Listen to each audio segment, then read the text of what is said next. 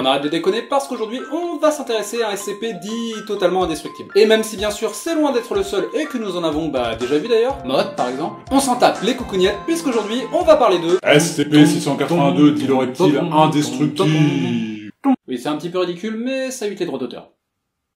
SCP-682 est une créature à l'apparence vaguement reptilienne dotée d'une force et rapidité extrême, mais surtout, et c'est là tout le problème derrière ce SCP, d'une capacité de régénération infinie. Ouais, 682 c'est un peu le Wolverine des SCP quoi.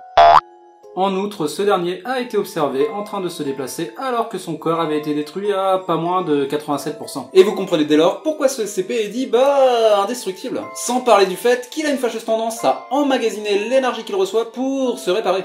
Cependant, s'il n'existe pour le moment aucun moyen à disposition pour l'éradiquer, la Fondation fait toutefois en sorte que la créature soit la plus affaiblie possible en l'immergeant continuellement dans un bain d'acide chlorhydrique, à l'intérieur d'une chambre de 5 mètres sur 5 doublée de plaques d'acier et ce qui malgré tout n'a jamais réellement empêché SCP-682 de s'échapper. Car en effet, on compte à ce jour 17 tentatives d'évasion, dont 6 sont tout de même abouties. Bon après en soi, si l'acide produit d'énormes dégâts sur l'entité, effectivement, elle lui permet aussi de se réparer. Donc ouais, bon, cela sert surtout à le stabiliser. Dans le cas où ce dernier arriverait à s'échapper, il devrait alors être traqué et récupéré en mobilisant toutes les forces d'intervention mobiles disponibles et toute équipe l'affrontant devra au minimum être formée de 7 membres. Enfin au grand minimum, hein, parce que bon, ok le SCP est badass certes, mais c'est pas pour autant qu'il est censé être ultra violent. Tu vois, je veux dire, c'est pas parce que t'es fort que tu vas spécialement être un qui va s'en prendre aux autres. Sauf que pour 682, si. Bon, mais après, pas spécialement qu'envers l'âme, non, sois rassuré. Non, c'est juste que le truc, il voue une haine radicale à toute forme de vie. Ouais, c'est un petit peu le schtroumpf grincheux des SCP, quoi. Mais en ultra vénère. Ouais. Cependant, et malgré l'image que j'ai pu vous en donner jusque-là, 682 est loin de n'être qu'une créature brutale et totalement décérébrée. Au contraire, l'objet, en plus d'être déjà doué de parole, se serait de plus révélé extrêmement intelligent. Comme lors de sa rencontre avec SCP-079, en gros un micro-ordinateur doué de conscience, et on ne va pas rentrer dans les détails, mais avec lequel 682 a longuement échangé, prouvant dès lors qu'il était sans aucun problème déjà capable de taper sur des touches, donc d'écrire, mais également de lire et communiquer de manière fort complexe. Cependant, dû à sa mémoire limitée, 079 n'a pu se souvenir de la conversation entretenue avec l'entité, mais semble toutefois avoir stocké, et ce de manière permanente, celle-ci dans le tréfonds de ses circuits, puisque demandant assez régulièrement de lui taper la discute. Mais bon, ça c'est un exemple où la rencontre s'est bien passée, hein, parce que, en général, ça donne plutôt un truc comme ça. Maintenant dites-moi, pourquoi avez-vous tué ces fermiers? Écoutez, si vous ne parlez pas, nous allons vous retirer de cette zone et vous remettre dans... Pardon? Parlez plus fort. Rapprochez-lui le micro. Ah, ce microphone n'a pas beaucoup de puissance. Rapprochez-le. Mais sa gorge est défoncée, mec, regarde-le, il ne parle pas et... Ils étaient répugnants. Jusque-là, la Fondation a tenté à maintes reprises d'utiliser d'autres SCP afin de détruire l'entité, ou du moins essayer de la comprendre un peu mieux, et si je vous laisse imaginer comment tout cela s'est fini la plupart du temps, il reste cependant certains cas où son comportement s'est révélé, on va dire, quelque peu inattendu, comme lors de sa rencontre avec 053. SCP-053 semble être une petite fille, au développement mental légèrement supérieur à la moyenne. Oui, bon bref, une petite fille un peu surdouée, quoi. D'un caractère agréable et plutôt joyeux, cette dernière se montre toutefois agitée en présence d'un groupe de personnes. Oui, bon, elle est légèrement agoraphobe, certes, mais bon, rien de foufou jusque-là. Et pourtant, elle est classée Euclide. Et pourquoi Euclide est pas safe? Enfin, je veux dire, elle a pas l'air méchante, la gamine, non? Et non, effectivement, elle n'est pas méchante pour un sou. Et pourtant, elle n'en reste pas moins ultra dangereuse. Et ce, malgré elle. Ouais, explication.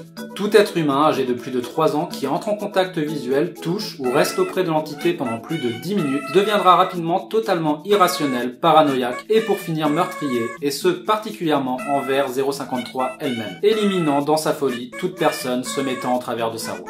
Toutefois, ce dernier, une fois son geste accompli, sera pris de manière irrémédiable d'une crise cardiaque ou bien convulsion, le tuant sur le coup. Suite à quoi 053 se régénérera presque instantanément de toute blessure lui ayant été infligée et ce, quelle qu'en soit la gravité. Donc oui, même si effectivement on n'a pas tenté de lui envoyer une bombe nucléaire dans la gueule, ce qui n'aurait aucune raison d'être de toute façon, on peut dire qu'à l'instar de 682, cette dernière est elle aussi ce qu'on peut appeler indestructible. À savoir que la petite fille semble toutefois n'avoir aucune connaissance de ses effets et ignorera tout sujet ayant été infecté. Pour ce qui est de son confinement, cette dernière est gardée dans une chambre de 5 mètres sur 5 remplie de jouets, livres et autres loisirs pour enfants de son âge, dispose de sa propre salle de bain ainsi que d'installations médicales au cas où, et doit être nourri 3 fois par jour et est même autorisé à prendre 2 collations supplémentaires sur demande.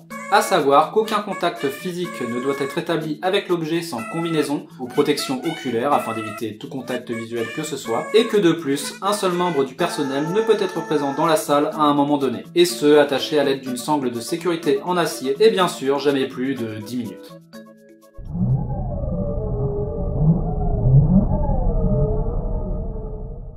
SCP-682 est amené dans la cellule de 053 et semble fortement confus. De plus, il ne paraît pas, au premier abord du moins, affecté par les effets de l'entité. 053, quant à elle, semble apeurée par la créature et reste cachée derrière une chaise. Après quelques minutes hésitantes, elle finit par s'en approcher et le touche rapidement avant de retourner se cacher derrière sa chaise avec précipitation. Aucune réaction de la part de 682. 053 s'approche de nouveau, puis tapote le crâne de l'entité qui se contente de souffler par les narines. Explosion de joie pour la petite fille qui tape des mains et sautille sur place à plusieurs reprises, avant de finalement se jeter sur la créature et lui câliner la tête. Pendant le reste du test, 682 paraît extrêmement docile, laissant même la petite fille dessiner sur sa carapace à l'aide de ses crayons de couleur. Toutefois, le personnel entrant à la fin du test sont quant à eux immédiatement attaqués par l'objet, entraînant la mort de 2 personnes et l'hospitalisation de 5 agents. 053 reste quant à elle, terrorisée et en pleurs pendant plusieurs minutes.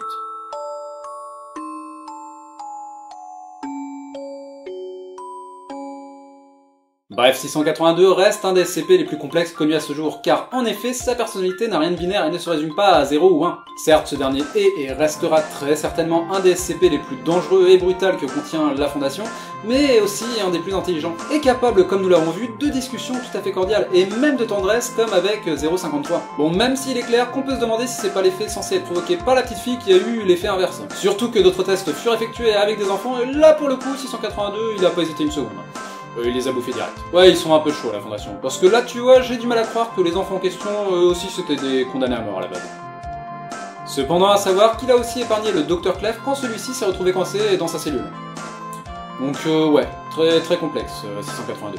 Bon, de toute manière, j'ai prévu de refaire une vidéo sur ce dernier parce que là, pour le coup, il y a encore beaucoup à en dire. Ouais.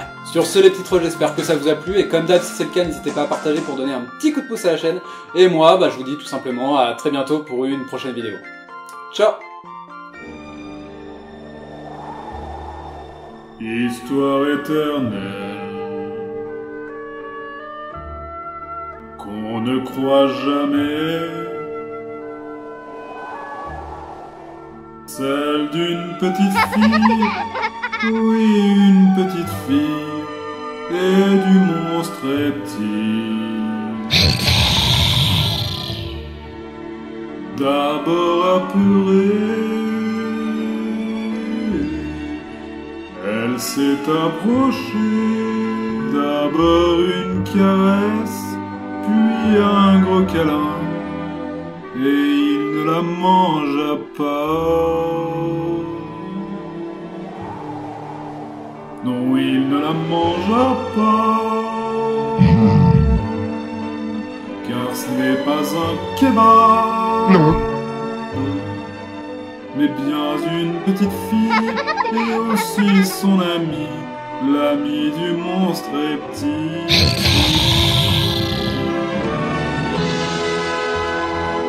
Kebab. My big burger. Kebab.